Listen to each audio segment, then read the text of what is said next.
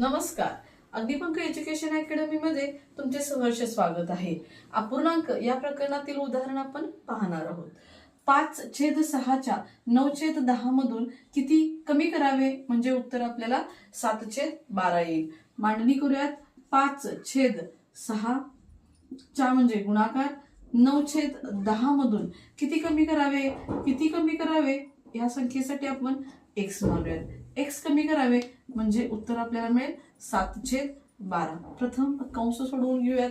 3 दोन्ही 6, 3 त्रिक 9, 5 एके 5, 5 दोन्ही 10. परत भाग जात नाही.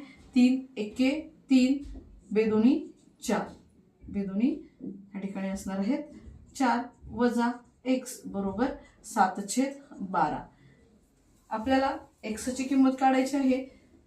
3/4 वजा x आहेत, पक्षांतर करूयात.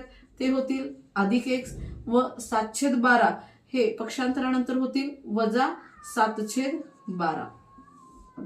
ह्या ठिकाणी जर वजाबाकी करायची असेल तर छेद आपल्याला समान करणं गरजेचं आहे.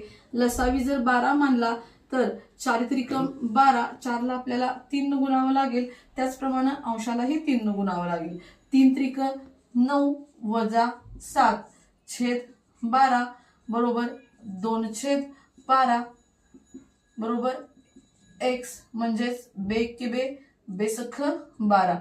1/6 बरोबर आपल्याला किंमत सांगता येईल x ची.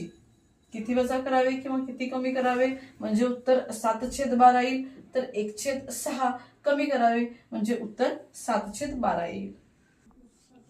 पुढील उदाहरण आहे 12/13 7/6 78/84 मध्ये किती मिळवावे म्हणजे उत्तर 6/5 येईल. व या उदाहरणाचे उत्तर तुम्ही मला कमेंट बॉक्स मध्ये द्यायचे आहे. थँक्यू.